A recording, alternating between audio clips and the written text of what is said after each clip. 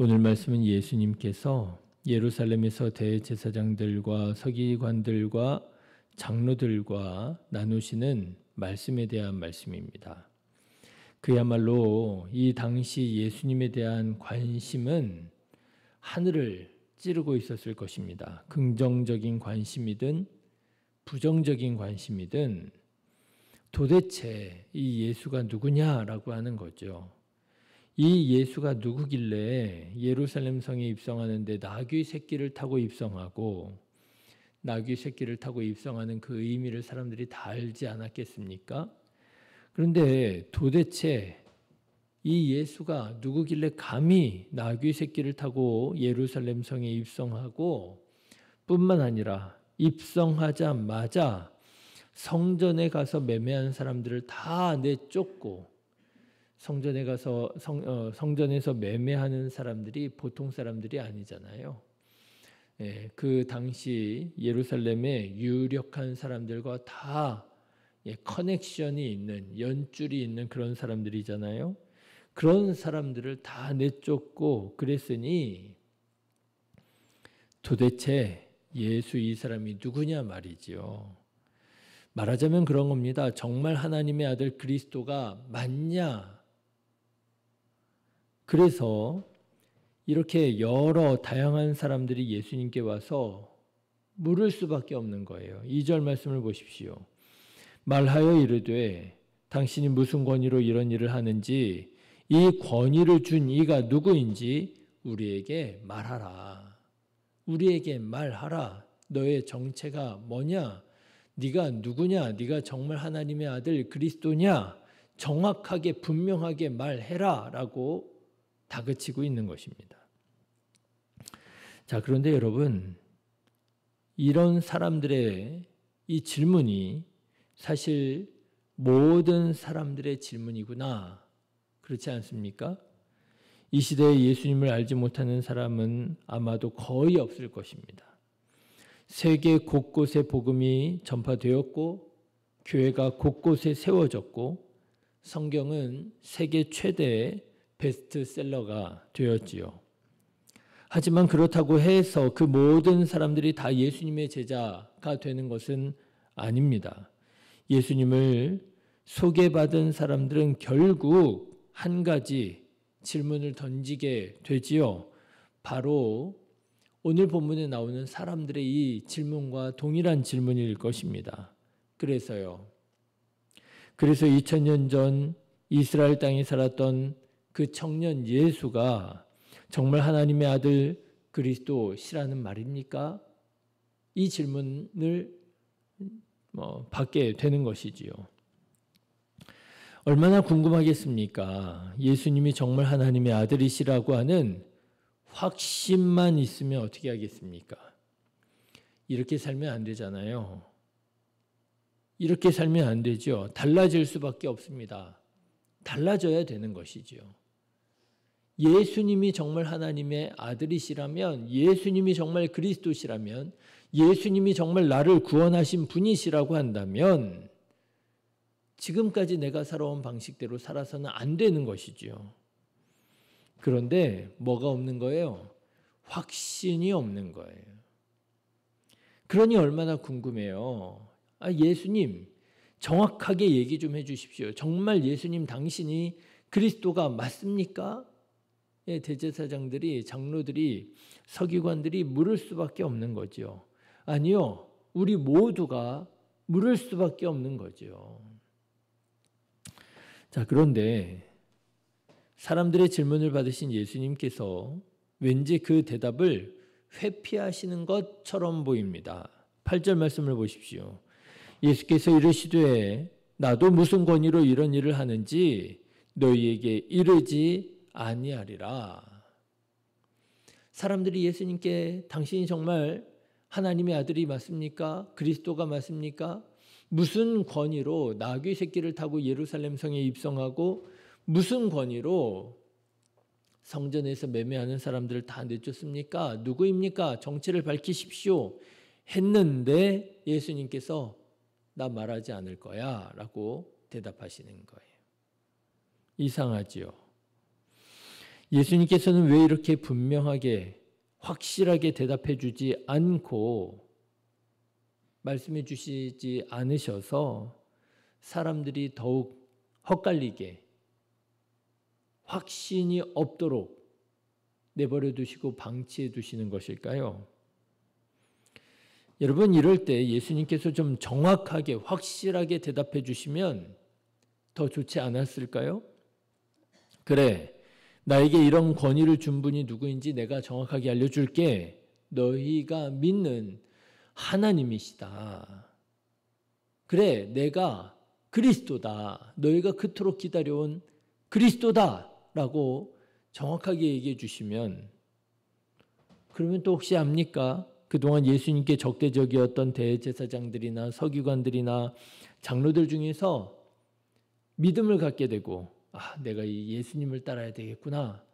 예수님의 제자가 되는지 또 압니까?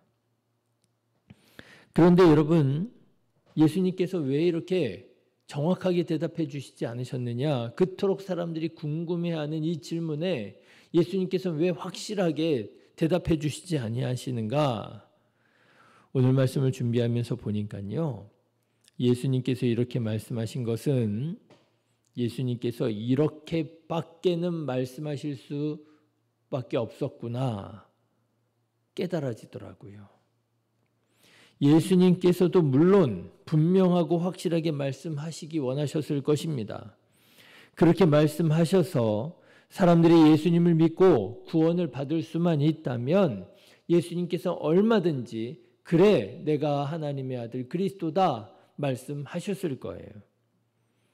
그렇지만 애석하게도 상황은 그런 상황이 되지 못했습니다.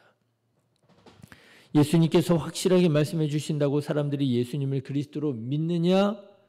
그렇지 않다는 거예요. 왜요? 왜냐하면 이 사람들은 예수님과 진실한 마음으로 대화를 나눌 그런 정직한 마음이 전혀 아니었기 때문에 그렇다라고 하는 것입니다. 여러분 보십시오. 예수님께서 예수님께 무슨 권위로 이런 일을 하느냐고 묻는 사람들에게 먼저 이렇게 물으십니다. 3절과 4절 말씀을 한번 보십시오. 같이 읽어보실까요? 대답하여 이르시되 나도 한 말을 너희에게 물으리니 내게 말하라. 요한의 세례가 하늘로부터냐 사람으로부터냐? 예수님께서 먼저 물으세요. 그런데 예수님의 이 질문을 보면은요, 조금 뜬금없지요.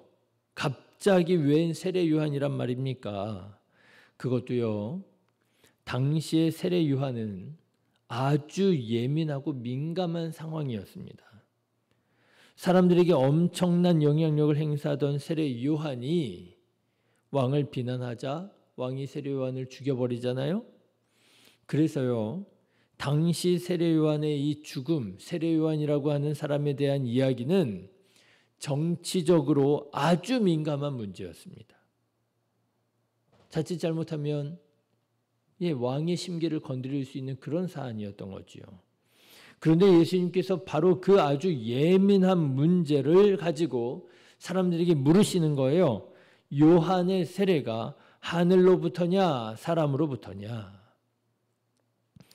그러자 예수님께 무슨 권위로 이런 일을 하느냐고 물었던 사람들이 요한에 대해서 말하는 것을 주저하기 시작합니다. 5절부터 6절의 말씀을 한번 보십시오. 그들이 서로 의논하여 이르되 만일 하늘로부터라 하면 어찌하여 그를 믿지 아니하였느냐 할 것이요 만일 사람으로부터라 하면 백성이 요한을 선지자로 인정하니 그들이 다 우리를 돌로 칠 것이라. 사람들이 계산해 보는 거예요. 따져 보는 거예요. 어떻게 대답하는 것이 이게 우리한테 유익할는지, 유리할는지, 해가 되지 않을는지. 그리고 뭐라고 대답하느냐? 7절과 같이 대답합니다. 보십시오. 대답하되 어디로부터인지 알지 못하노라. 모르겠는데요. 이렇게 대답을 하는 거예요. 자, 그런데 여러분 아시죠? 사람들이 위기에 몰려서 하는 말, 네, 잘 모르겠는데요. 이런 말을 하잖아요. 근데 여러분, 이게 정말 모르겠어서 하는 말이 아니잖아요. 정말 모른다고 하는 말이 아니라 그거 말했다가 나한테 불리해질까 봐, 내가 뭔가 해를 입을까 봐 알면서도 대답하기 싫을 때 하는 말이 잘 모르겠는데요잖아요. 근데 여러분 보십시오. 하나님을 가장 가까운 곳에서 섬긴다고 하는 대제사장이 하나님의 말씀을 누구보다 잘 안다고 자부하는 서기관들이 이스라엘 백성들을 대표한다고 하는 장로라는 사람들이 알면서도 자기에게 불리해질 것 같으니까 대답 안 하는 거예요. 모르겠는데요? 라고 대답하는 거예요. 여러분, 이게 무엇입니까? 이 사람들이 진실된 마음으로 얘기할 준비가 되어 있지 않다라고 하는 거예요. 우리도 어떤 사람들하고 좀 갈등을 겪으면서 논쟁을 벌이게 될 때가 있지 않습니까?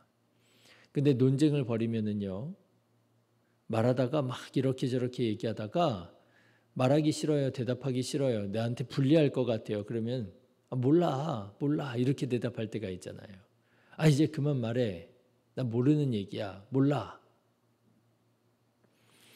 사실상 이런 대화가 나누어지면, 사실상 이런 말이 나오면 그 대화는 더 이상 진행되기가 어렵지요.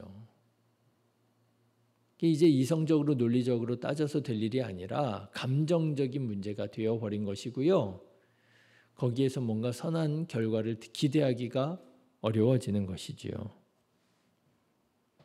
그쯤 되니까 예수님께서 그렇게 말씀하셨던 거예요. 8절 말씀이 보십시오. 예수께서 이르시되 나도 무슨 권위로 이런 일을 하는지 너희에게 이르지 아니하리라. 너네들이 지금 정직한 마음으로 진실된 마음으로 말할 준비가 되어 있지 않구나. 그렇다면 내가 너희에게 내가 누구인지 무슨 권위로 이런 일을 하는지 말한다 한들 너희들이 받아들이지 않겠구나.